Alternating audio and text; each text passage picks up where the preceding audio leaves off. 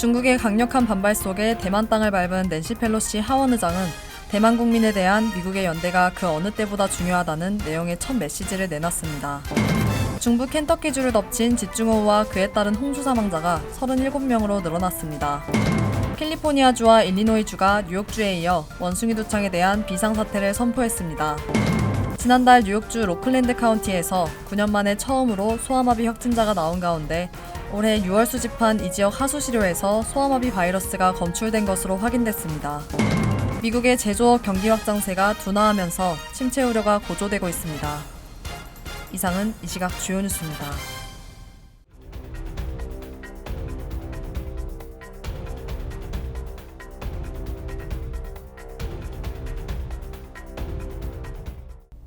시청자 여러분 안녕하십니까? KBN 뉴스입니다.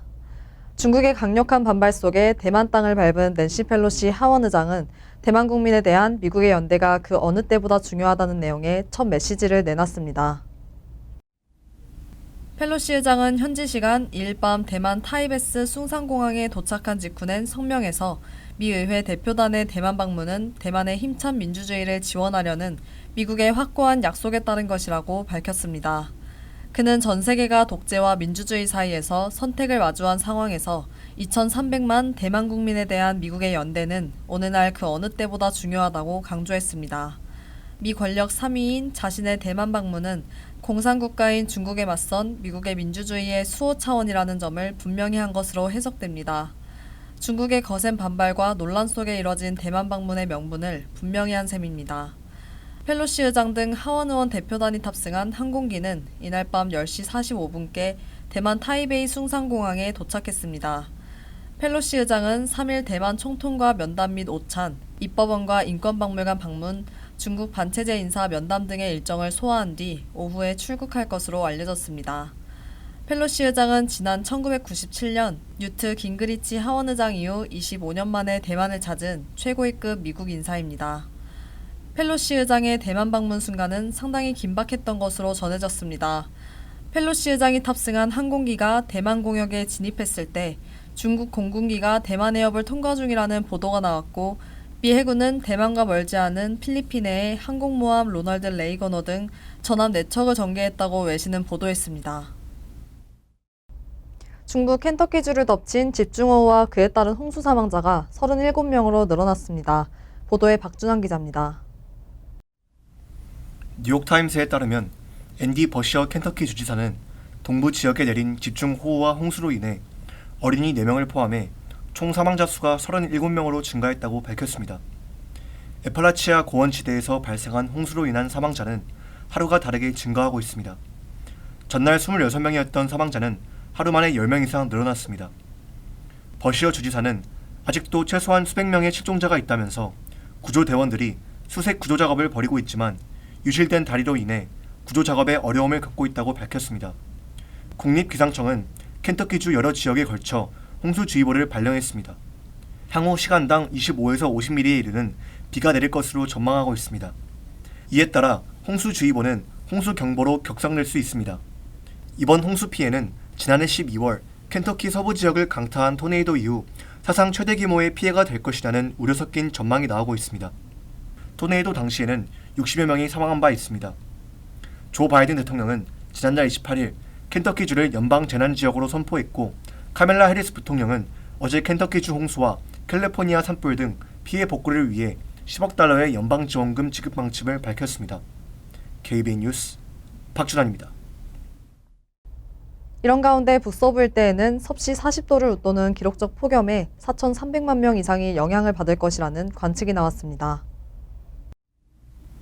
워싱턴 포스트는 이번 주 북서부 지방을 시작으로 중부 지역과 북동부 지역까지 무더위가 확산될 것이라며 약 4,300만 명에 달하는 미국인들이 화씨 105도에 이르는 폭염에 시달릴 것으로 전망된다고 보도했습니다.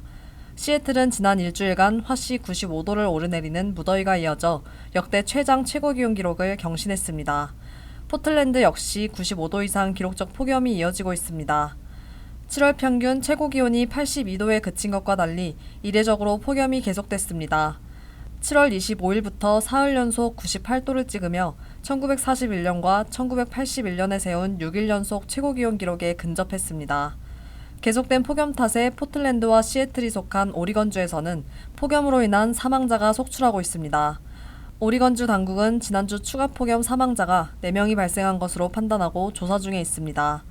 사망이 확인될 경우 올해 들어 폭염 사망자는 총 14명으로 늘어나게 됩니다. 캘리포니아에서는 폭염 가뭄과 함께 산불이 확산되고 있습니다. 캘리포니아 북부 시스키유 카운티 클라마스 구규림에서 시작된 이른바 맥키니 산불로 2명이 숨지고 2828헥타르의 면적이 소실됐습니다. 현재까지 100여 채의 주택 및 건물이 전소됐고 500가구 이상 주민들이 대피했으며 추가 대피 명령이 계속 이어지고 있습니다. 서부 몬태나주에서 발생한 산불 규모도 4,400헥타르에 이르며 남쪽으로 200마일 떨어진 아이다호주에서도 산불로 19,600헥타르를 불태우면서 대피령이 내려진 상태입니다. 캘리포니아주와 일리노이주가 뉴욕주에 이어 원숭이 두창에 대한 비상사태를 선포했습니다. 게빈 뉴섬 캘리포니아 주지사와 제이비 프리츠커 일리노이 주지사는 어제 원숭이 두창 발발에 대한 대응 노력을 가속화하기 위해 비상사태를 선포한다고 밝혔습니다. 이들 주지사는 이날 선포로 주정부는 연방정부와 함께 더 많은 백신을 확보하고 위험을 줄이는 데 대한 지각을 높이는 동시에 계속해서 성소수자와 함께할 것이라고 덧붙였습니다. 최근 미국 내 원숭이 두창 감염 의심 사례 가운데 성적 지향이 확인된 17건 중 16건이 남성 간의 성적 관계와 관련된 것으로 파악됐습니다. 미국에서 원숭이 두창 감염은 늘어나는 추세지만 백신 추가 공급은 10월 말에나 가능해 백신 공백이 3개월간 이어질 수 있다는 전망이 제기되고 있습니다. 현재 원숭이 두창 확진 사례는 뉴욕주 1,472건에 이어 캘리포니아주 786건과 일리노이주 520건이 뒤를 잇고 있습니다. 지난달 뉴욕주 로클랜드 카운티에서 9년 만에 처음으로 소아마비 확진자가 나온 가운데 올해 6월 수집한 이 지역 하수시료에서 소아마비 바이러스가 검출된 것으로 확인됐습니다. 박준환 기자가 보도합니다. 질병통제예방센터는 성명에서 하수에 소아마비 바이러스가 존재한다는 것은 배설을 통해 바이러스를 내보내는 지역 주민들이 더 있을지도 모른다는 것을 의미한다고 밝혔습니다. 다만 아직 추가 확진 사례는 없으며 뉴욕주를 포함해 다른 지역에서 소아마비 바이러스가 활발하게 퍼지고 있는지도 확실하지 않다고 덧붙였습니다. 지난달 로클랜드 카운티에서는 예방접종을 하지 않았던 20세 남성이 소아마비에 걸린 것으로 확인됐습니다. 로이터는 하수에서 검출된 바이러스가 앞서 6월 이스라엘에서 발견된 하수 바이러스와도 유전적으로 연결돼 있다고 전했습니다. 또 CDC는 이 바이러스가 6월 말 영국 하수에서 발견된 소아마비 바이러스와도 관련이 있다고 밝혔습니다. 다만 영국에서는 소아마비 환자가 나오진 않았습니다. 뉴욕주 보건당국은 이번에 하수에서 발견된 바이러스가 지난달 발견된 환자에게서 나왔다는 증거는 아직 없다고 밝혔습니다. 그렇지만 하수에서 바이러스가 검출되면 지역 사회에서 확산할 가능성이 있어 주민들은 최대한 빨리 백신을 접종해야 한다고 강조했습니다. 메리 바셋 뉴욕주 보건국장도 소아마비가 얼마나 빠르게 전파되는지를 생각한다면 이제 모든 어른, 부모, 보호자는 최대한 빨리 예방접종을 할 때라고 말했습니다. 뉴욕주 보건당국은 미접종 주민을 위한 백신 클리닉을 설치할 계획입니다. KBN 뉴스 박준환입니다. 미국의 제조업 경기 확장세가 둔화하면서 침체 우려가 고조되고 있습니다. 블룸버그 통신에 따르면 미국 공급관리협회가 집계한 7월 미국 제조업 구매관리자 지수는 전달 53.0보다 0.2 하락한 52.8을 기록해 2020년 6월 이후 약 2년 만에 가장 낮은 수준을 보였습니다. 지난해 3월 1983년 12월 이후 가장 높은 64.7을 기록한 것과 비교하면 11.9나 하락한 수치입니다. 기업 관계자 조사를 바탕으로 작성되는 PMI는 관련 분야의 경기 동향을 보여주는 지표로 50.0보다 높으면 경기 확장, 낮으면 수축 국면인 것으로 평가합니다. 따라서 지난달 수치는 미국 제조업 경기가 확장 국면을 유지했지만 확장세는 둔화했다는 의미입니다. 항목별로는 재고지수가 57.3으로 1984년 이후 최고치를 기록한 데 비해 신규 주문은 6월 49.2에 이어 7월 48.0으로 2개월 연속 위축됐습니다. 재고가 쌓인 가운데 새 주문이 줄면서 생산을 줄이는 기업이 늘어나는 상황입니다. 스탠더드 앤드 푸어스 글로벌이 별도로 집계한 7월 미국 제조업 PMI 확정치는 52.2로 역시 2년 만에 최저 수준이었습니다. 다만 ISM의 지난달 PMI는 블룸버그와 로이터 통신이 집계한 시장 예측치 52.0보다는 양호한 수준이었습니다. 로이터는 이를 근거로 미국 경제가 2분기 연속 마이너스 성장에도 불구하고 경기 후퇴 상태는 아닐 것으로 평가했습니다. 또 물류 개선으로 공급망 압박이 완화되고 있고 기업들이 생산 과정에서 지불한 자재 가격 지수가 최근 2년 사이 최저를 기록하는 등 인플레이션이 최고조를 찍었을 가능성이 있다는 전망이 나온다고 전했습니다. 수십 년 만에 최악의 인플레이션에 직면한 미국인들이 생활비를 줄이기 위해 식료품점이나 식당 대신 미국판 천원샵인 달러스토어로 발길을 돌리고 있다고 월스트리트저널이 보도했습니다. 박준환 기자가 전해드립니다. 시장 조사업체 인마켓에 따르면 지난 6월 미국 내 할인 체인에서의 식료품 평균 지출액은 지난해 10월보다 71% 급증했습니다. 같은 기간 일반 식료품점에서 동일 제품 지출액은 5% 감소한 것으로 집계됐습니다. 저렴한 식료품을 찾는 고객들이 늘어나자 달러스토어들도 기존의 통조림 또는 냉동 제품뿐 아니라 신선식품 판매를 확대하고 있습니다. 18,000개 이상의 매장을 운영하는 달러 제너럴은 현재 2,300곳에서 신선 농산물을 판매 중이라고 밝혔습니다. 이 회사는 해당 매장 수를 10,000개 이상으로 확대할 계획입니다. 패밀리 달러의 모회사인 달러트리는 월스트리트저널에 이 체인이 기존 식료품점을 대체하진 않겠지만 보완하는 역할을 목표로 삼고 있다고 전했습니다. 현재 패밀리 달러 매장 16,000여 곳의 대부분에서 냉동 과일과 채소, 과일 주스, 건과류, 밀가루 제품, 계란, 우유를 팔고 있습니다. 생필품을 더욱 저렴하게 대량 구매할 수 있는 창고형 할인 매장의 인기도 뜨겁습니다.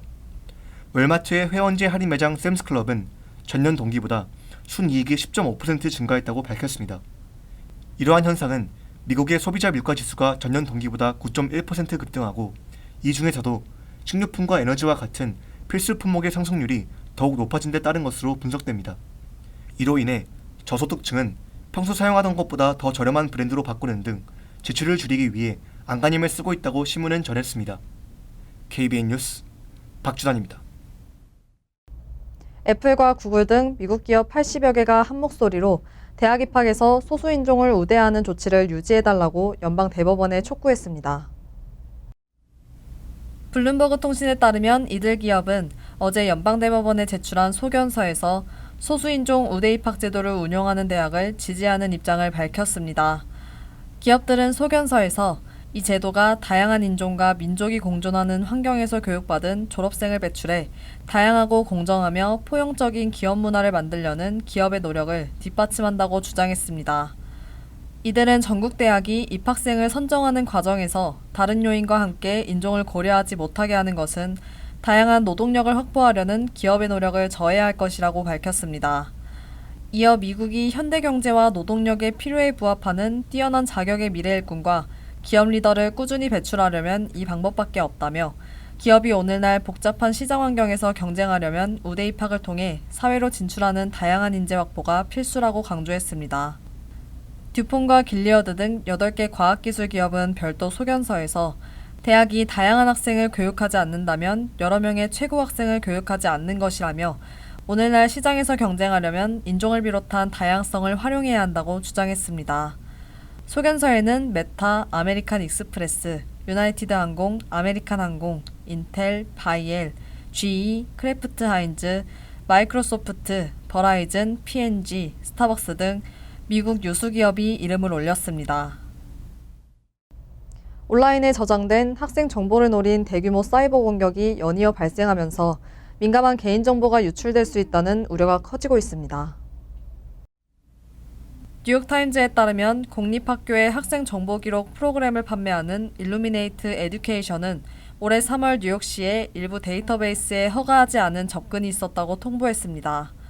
뉴욕시 약 700개 학교의 재학생과 졸업생 80여만 명의 정보가 공격받았다는 내용이었습니다. 앞서 회사 측은 올 1월 네트워크에서 수상한 움직임을 포착해 온라인 출석과 성적 기록 서비스를 일시 중단했습니다. 해당 데이터베이스에는 학생과 학교 이름, 학생 식별번호, 생년월일, 인종, 민족, 모국어, 교사 이름, 장애 등급 등이 포함됐습니다. 지각 횟수를 비롯해 지적장애, 정서불안, 무주택, 반항아, 말을 너무 많이 함, 과외가 필요함 등 학생 개인에 대한 매우 민감한 묘사도 있었다고 뉴욕타임즈는 전했습니다. 뉴욕시 당국은 뉴욕주 검찰총장과 연방수사국에 수사를 요청했고 뉴욕시 교육국은 5월 지역학교에 해당 프로그램 사용을 중단하라고 지시했습니다. 뉴욕주 교육국 자체 조사에 따르면 이후에도 뉴욕주 22개 학군에서 학생 17만 4천 명의 정보가 추가로 해킹된 사실이 확인됐습니다.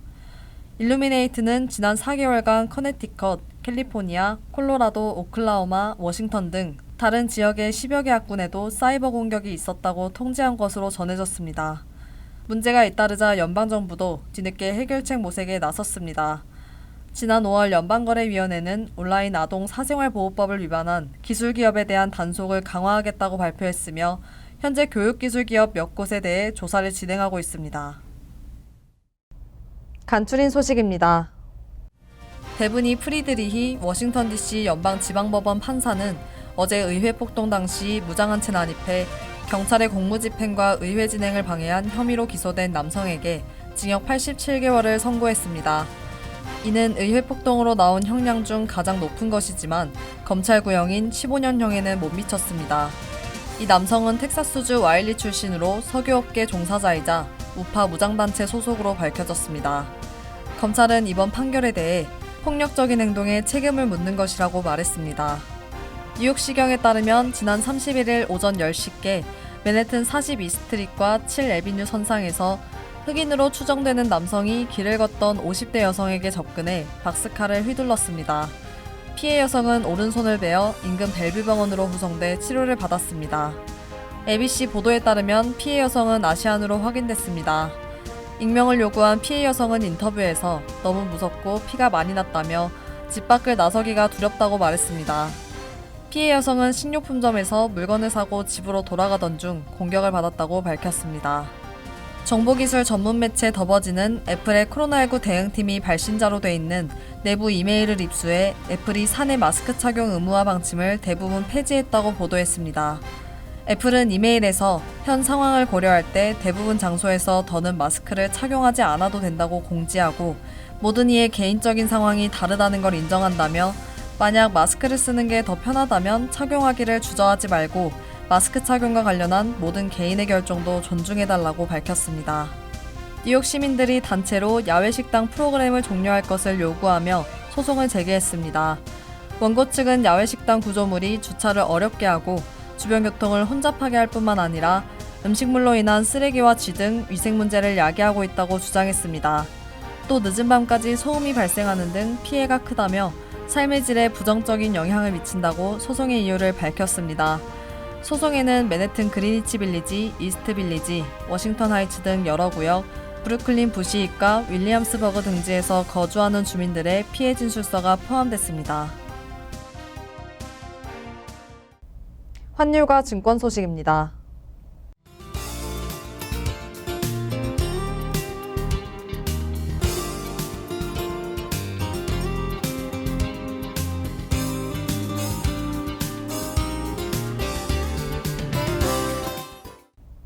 이어서 날씨입니다.